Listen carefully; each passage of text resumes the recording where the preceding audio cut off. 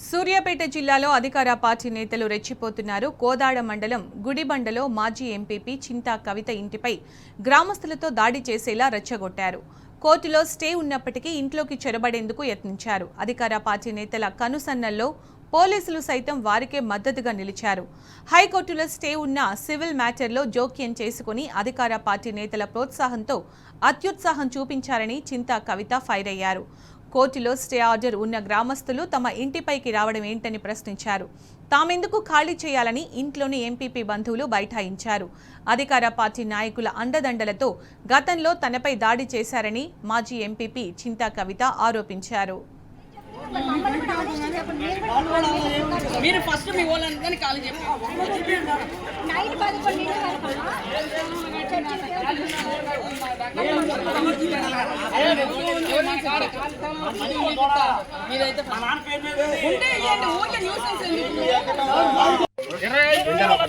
నేను ఒక బ్రదర్ లాగా మిమ్మల్ని పోలీస్ లాగా ట్రీట్ చేయాలని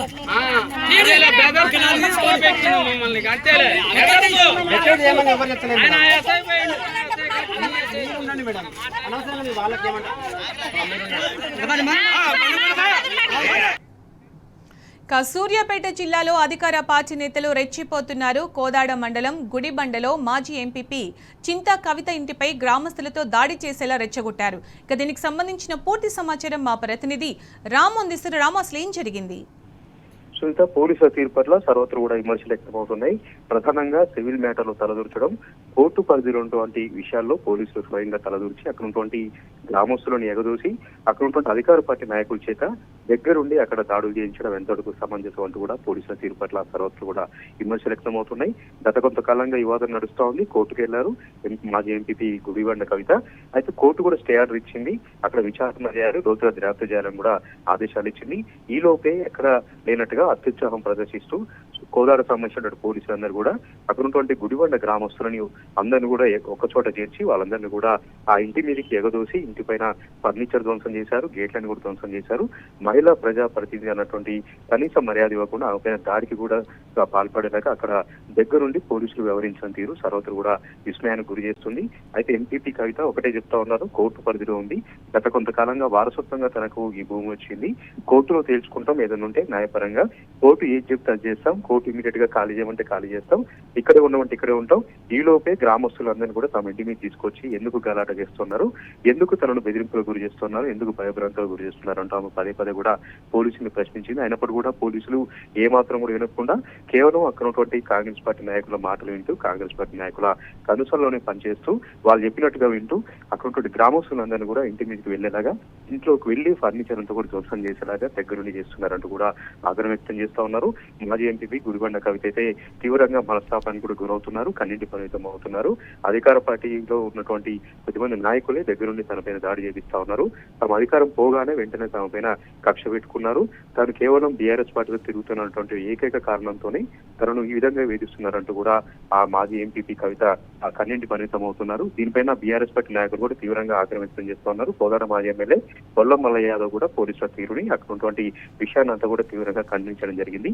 కోర్టు పరిధిలో ఉంది, కోర్టులో చట్టబద్ధంగా న్యాయబద్ధంగా అది విచారణ జరుగుతూ ఉంది, దర్యాప్తు కూడా ఆదేశించారు. ఈ లోపే పోలీసుల దగ్గర ఈ విధంగా గ్రామస్తుల చేత దాడులు చేపిస్తారు, అధికార పార్టీ నాయకుల పట్ల దాడులు చేపిస్తారు అంటూ కూడా ఆయన ప్రశ్నించడం జరిగింది. ఇప్పటికైనా సరే పోలీసులు చట్టబద్ధంగా రాజ్యాంగబద్ధంగా నడుచుకోవాలి, సివిల్ మ్యాటర్లో తలదూర్చకుండా అక్కడ ఉన్నటువంటి శాంతి భద్రతలను కూడా కాపాడాలంటూ కూడా ఆయన డిమాండ్ చేస్తా ఉన్నారు. శాంతి భద్రతల సమస్యగా చిత్రీకరించి అక్కడ ఆమె పేరు దాడి చేయించి ఎలాగైనా సరే అక్కడ ఆమెను అక్కడి నుంచి వెళ్ళగొట్టాలంటుంటే ఏకైక కుట్రతోని లక్ష్యంతోనే అధికార పార్టీ నాయకులు అక్కడ వ్యవహరిస్తున్నారంటూ కూడా బొల్లమల్ల యాదవ్ తీవ్రంగా ఆక్షేపణ వ్యక్తం చేస్తా ఉన్నారు. ఇప్పటికైనా సరే పోలీసులు తమ తీరు మార్చుకోవాలి, కాంగ్రెస్ పార్టీ నాయకుల్లాగా కాంగ్రెస్ పార్టీ వ్యవహరించాలి. ఇప్పుడు ఇలాగే చేస్తే తాము కూడా అధికారంలోకి వస్తాం, అధికారంలోకి వచ్చిన తర్వాత ప్రతి ఒక్కరికి చెప్తాం, ప్రతి ఒక్కరు కూడా తగినటువంటి సమాధానం చెప్తామంటూ కూడా బొల్లమల్ల యాదవ్ తీవ్రంగా ఆగ్రహం వ్యక్తం చేస్తా ఉన్నారు. ప్రస్తుతం అక్కడ గొడవ నడుస్తూనే ఉంది. తాను ఖాళీ చేయనని మాజీ ఎంపీ కవిత అందులోనే కూర్చుని గ్రామస్తులు కూడా పెద్ద ఎత్తున ఇంట్లోకి ఒక్కొక్కరుగా చేరుకుంటూ ఆమె ఖాళీ చేసేంత వరకు మేము కూడా ఖాళీ చేయమంటూ ఇంటి ఆవరణలో కూర్చున్నారు. ఉద్రిక్త వాతావరణం నెలకొంది. ఎక్కడికక్కడ కూడా అక్కడ పరిస్థితి అంతా కూడా చేయి దాటిపోయేలా ఉంది. అయినప్పటికీ కూడా పోలీసులు మాత్రం ప్రేక్షక పాత్ర వహించడం, ప్రేక్షకులుగా చూస్తూ నిలబడటం అనేది అందరిని కూడా విస్మయానికి గురి చేస్తుంది. ముందుగా అక్కడ ఎలాంటి గొడవ జరగకుండా శాంతి భద్రతలు అనేది కట్టు సంబంధించి అవి భంగం కలగకుండా అక్కడ అందరినీ కూడా వెనుకకు పంపించాల్సి ఉండే. అయినప్పటికీ కూడా పోలీసులు ఎవరిని వాదించలేదు, గ్రామస్తుల్ని లోపలికి వెళ్లేలాగా వాళ్ళ దగ్గరుండి పంపించారని కూడా ఆమె ఆరోపణ చేస్తా ఉంది.